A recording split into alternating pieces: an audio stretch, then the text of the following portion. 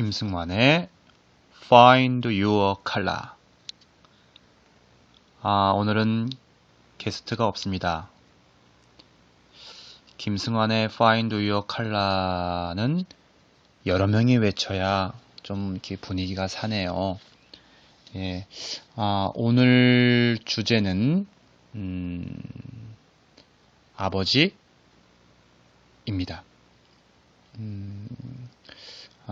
제 수업을 듣는 한 여학생의 이야기를 먼저 들려드리고 오늘 팟빵 이야기를 할까 합니다. 이 여학생은 아버지를 바보라고 표현을 했습니다. 3년 전 불의의 사고로 뇌에 출혈이 생겼고 가볍게 여기셨대요. 그래서 그 뇌의 출혈을 방치하신 거죠. 그래서 결국 뇌의 90%가 기능을 하지 못하는 뇌사 상태에 빠지게 되셨다고 합니다. 병원에서는 가망이 없으니 마음의 준비를 하라 라고 했지만 가족은 10%의 희망을 걸어서 수술을 진행을 했죠. 그래서 아버지는 바보가 되셨다고 합니다. 거동도 대소변도 자신이 누구인지 아무것도 모르는 그러한 바보. 이 여학생은 그러한 아빠가 싫어서 한동안은 병원을 찾아가지도 않았다고 합니다. 집안에 사람이 한 명 아프다 보니 여러 가지 심리적으로나 경제적으로나 많이 힘들었다고 합니다. 더 이상의 가망이 없다는 아버지를 그리워도 했고 우리 아빠가 아니었으면 좋겠다라는 생각마저 했었다고 합니다. 그렇게 투병생활 2년 동안의 중환자실을 계시다가 이젠 요양원으로 이제 옮기셨죠. 목에 호수를 빼시고 그런데 이동하던 응급차 안에서 딸의 이름을 계속 부르신 거예요. 그래서 우리 아빠가 좀 이제 희망이 보이신 건가? 건강해지시는가? 하고 매우 희망을 가지고 놀라워했지만 의사 선생님 말씀으로는 무의식 속에서의 말씀하시는 거다. 정말 딸을 알아봐서 말씀하시는 건 아니다 라고 했다고 합니다. 그래서 이 여학생은 그래도 좋았다고 합니다.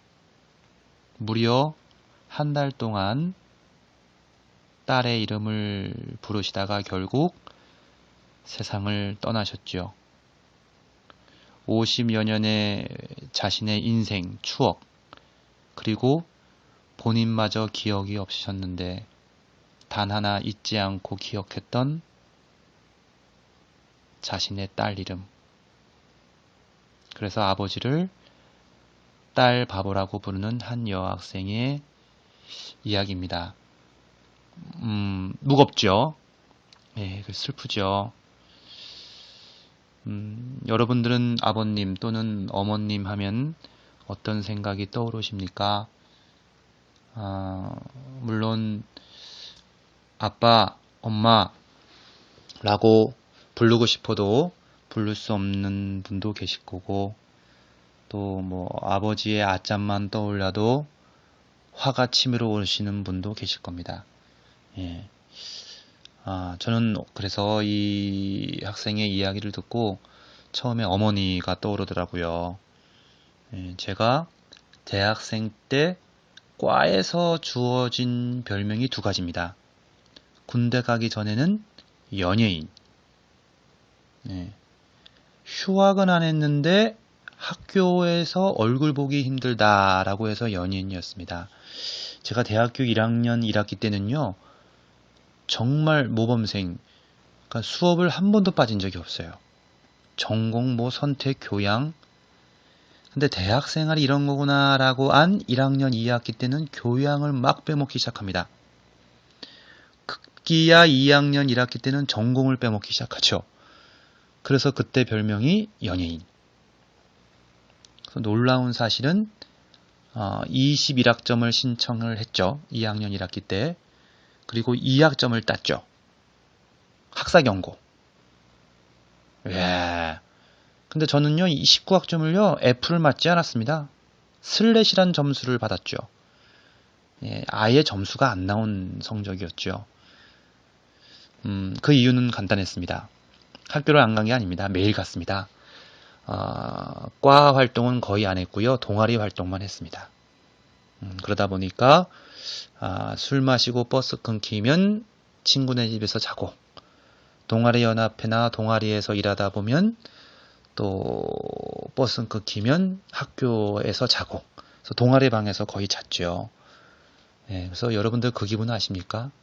밤새 동아리에서 일하고 술 마시고 자고 아침에 집에 가는데 학생들은 다 등교를 해요. 언덕이었거든요. 저는 언덕을 그 초췌한 모습으로 쫙 내려가면 학생들은 희망찬 하루의 일과를 시작하는 얼굴로 쫙 등교를 하는 모습을 보고 저는 하교를 하죠. 예. 그러다 보니까 이제 군대라는 이제 최후의 선택을 하게 됩니다. 그 어느 박사가 그런 얘기를 했죠. 지랄 총량의 법칙. 예. 사람은 태어나면 1년 동안 자기가 지랄을 떤다. 그 양이 정해져 있다. 그래서 중고등학교 때 부모님 속을 너무 썩인 아이들은 걱정하지 말라는 거예요. 나중에 커서 속을 썩인다. 그러니까 나중에 커서 지랄을 떤다. 그러니까 저는 중고등학교 때 너무 모범생이었죠. 착한 아들. 예, 외아들이었죠. 그래서 그 지랄을 대학교 군대 가기 전에 엄청 떨었던 것 같습니다. 뭐 외박을 밥 먹듯이 했죠. 그래서 어느 날 아버님이 부르더라고요. 아버님이. 승원아, 성인이 돼서 처음 너한테 얘기한다. 남자는 밥은 여러 군데서 먹어도 잠은 한 군데서 자야 한다. 외박하지 마라. 그 얘기가 들어봤을까요? 한 귀로 듣고 한 귀로 나갔죠. 근데 군대 가니까 이 철이 들더라고요. 정말. 예. 제가 군대 생활을 28개월 조금 못하게 했습니다. 그때 한 5통의 눈물의 편지를 썼죠. 그 5통의 눈물의 편지에는 항상 끝부분에 이런 얘기를 똑같이 썼습니다. 아버지 어머니, 외아들 승환이 제대하면 요 3가지는 꼭 지키겠습니다. 첫 번째, 외박 절대 하지 않겠습니다. 두 번째, 일주일에 한 번은 꼭 일찍 집에 와서 저녁 식사를 같이 하겠습니다.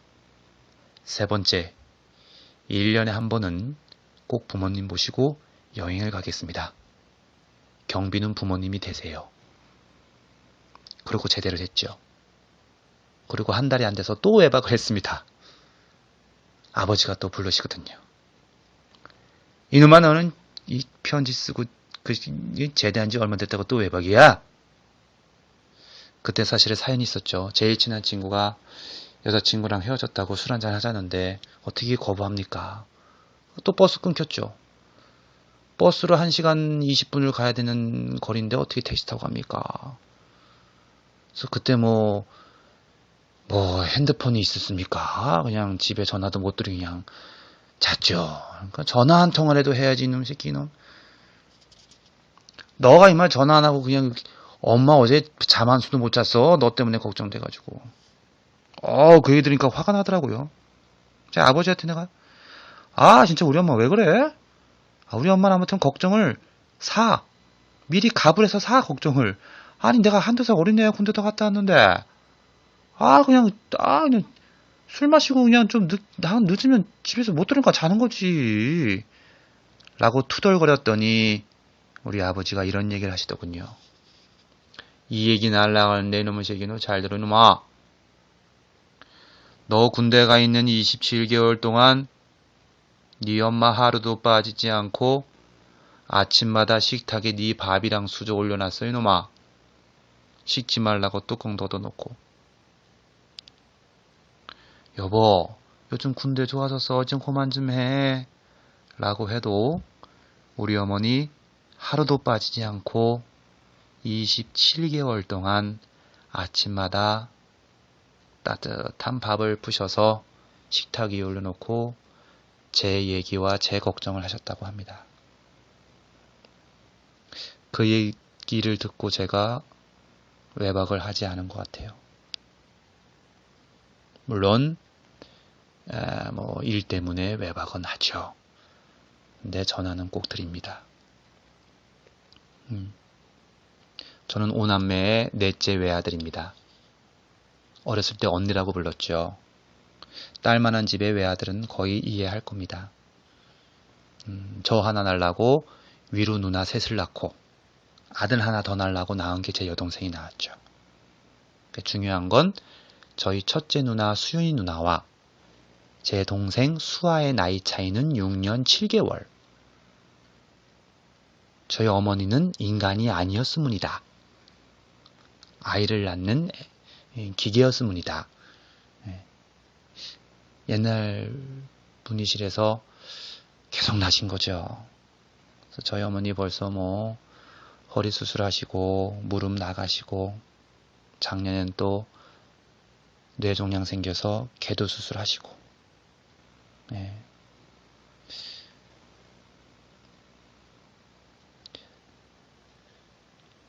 그런데도 저는 아직껏 어머니한테 사랑의 표현을 진실되게 그리고 하지기를 못한 것 같아요. 이 여학생도 마지막에 글로 아빠 사랑합니다 라는 글을 썼습니다. 표현해야 될 땐 표현하시고 하십시오.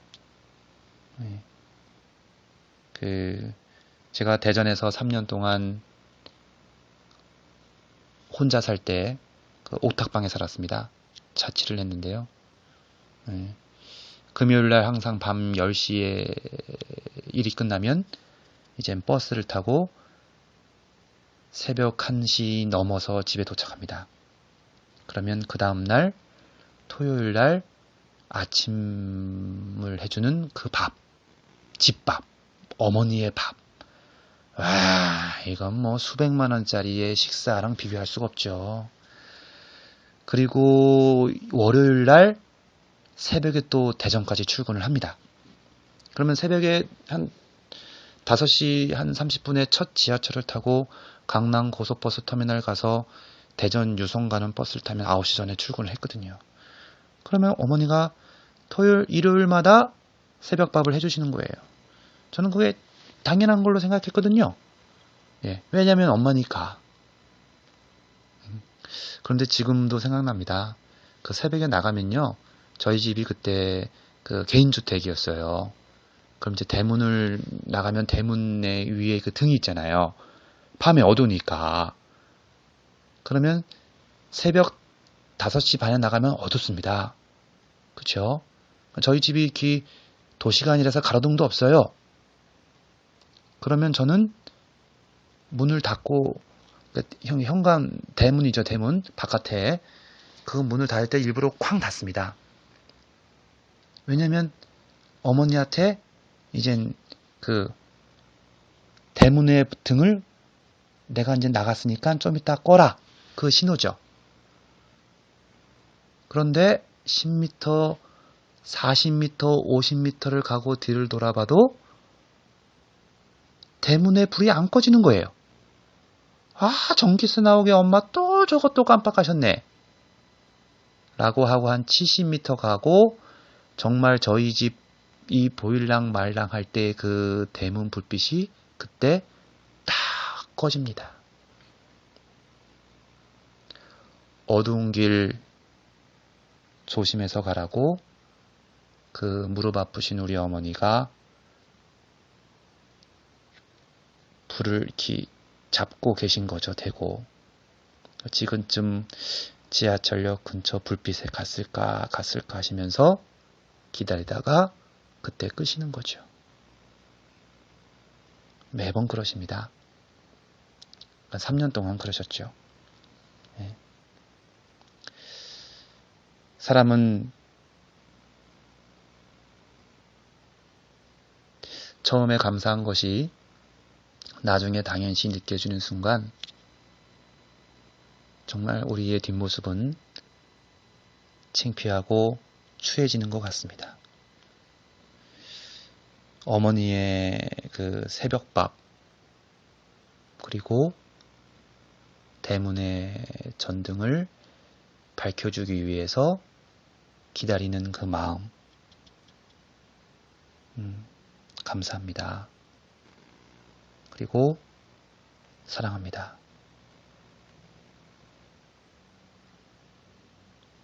저희 FYC 네 번째 모임은 새해가 시작하는 2014년 1월 18일 토요일, 장소는 역시 신촌 토즈비즈센터 2시부터 5시까지 3시간 동안 진행을 합니다.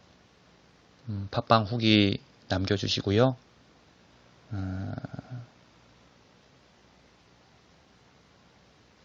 모임도 많이 와주십시오. 감사합니다.